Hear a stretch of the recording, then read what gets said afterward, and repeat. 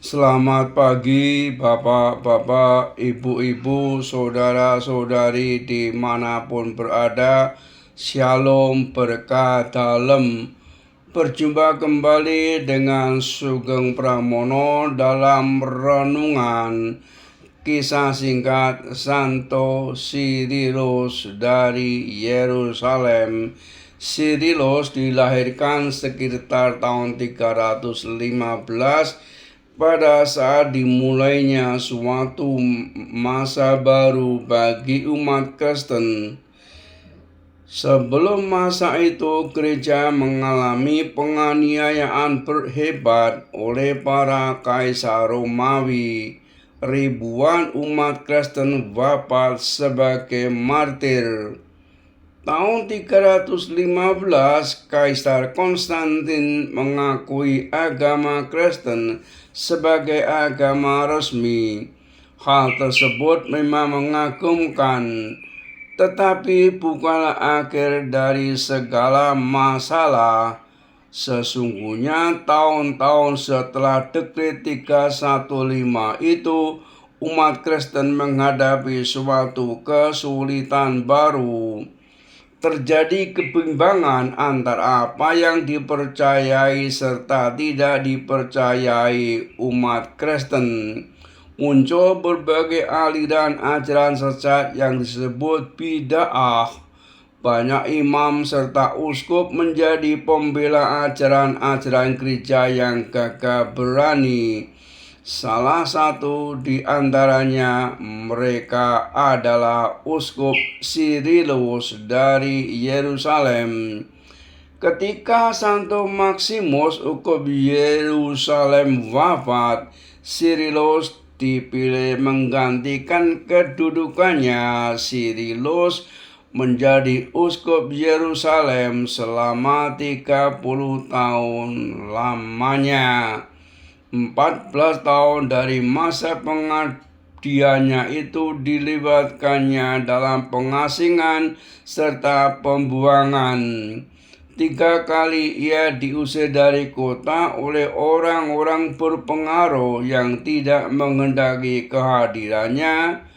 Mereka berusaha memaksa Cyrilus menerima ajaran-ajaran sesat tentang Tuhan Yesus dan gereja. Tetapi Cyrilus pantang menyerah. Masa pemerintahan Kaisar Julianus, seorang kaisar yang ingkar terhadap agama, dimulai pada tahun 361. Julianus bermaksud hendak membangun kembali bait Allah di Yerusalem yang terkenal itu. Ia mempunyai suatu tujuan pasti karena pemahamannya yang keliru. Ia hendak membuktikan bahwa Tuhan Yesus salah ketika beliau menyatakan bahwa bait Allah di Yerusalem tidak akan dibangun kembali. Julianus bertekad membuktikannya. Maka ia menghabiskan banyak sekali uang serta mengirimkan segala macam bahan bagi pembangunan bait Allah yang baru.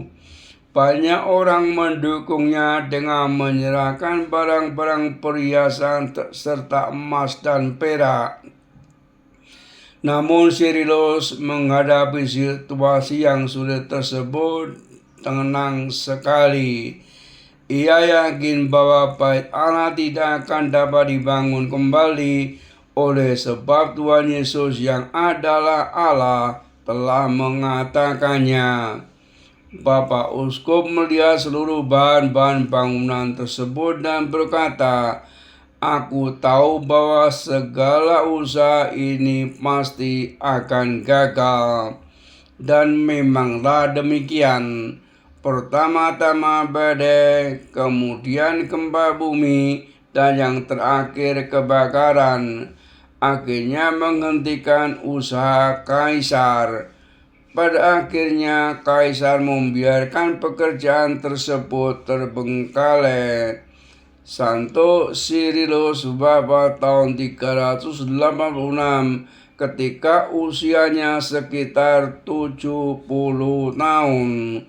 Uskup yang lemah lembut serta baik hati ini harus mengalami masa-masa penuh pergumulan serta penderitaan selama hidupnya.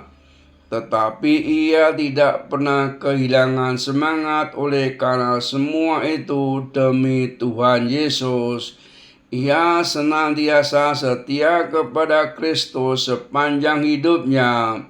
Sirilus seorang gagah berani dalam mengajarkan kebenaran tentang Tuhan Yesus dan gerejanya.